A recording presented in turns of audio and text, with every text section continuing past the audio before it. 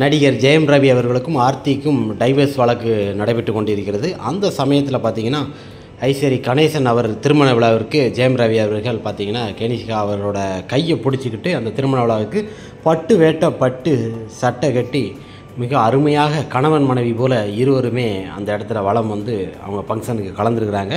இதை பார்த்த ஆர்த்தி நான் கத்த மாட்டேன், கதற மாட்டேன், உங்களுக்குன்னு 2 பசங்க இருக்கிறாங்க, உங்களை அப்பான்னு கூப்பிட்றதுக்கு அவங்க இருக்கிறாங்க, அதை கொஞ்சம் நீங்கள் நினச்சி பாருங்கள்.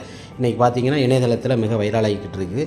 ஆர்த்தி மற்றும் ஜெயம் ரவி இருவருக்குமே விவாகரத்து ஆயிடுச்சு. இருந்தாலும் அவர் பாடகியோட கையை பிடிச்சிட்டு இருவரும் ஒன்றா பைக்லேயும் சரி மற்ற எல்லா இடத்துலையும் வராங்க. இன்றைக்கி அது வெளிச்சத்துக்கு வெளிவந்தது.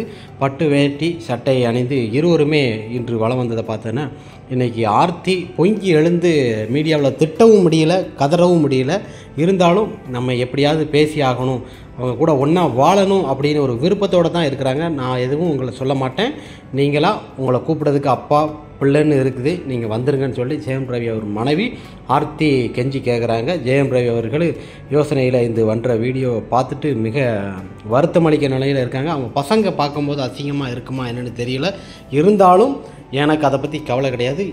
என்னோடய பசங்களுக்கு அப்பா ரவி அவர் தான், ரவியை தவிர மற யாரும் அப்பான்னு கூப்பிட மாட்டாங்க அப்படின்னு சொன்ன உடனே இன்று கலகலப்பை ஏற்படுத்தியது கணேஷ் அவர் திருமணத்தில் ரவி அவர்கள் வந்தது.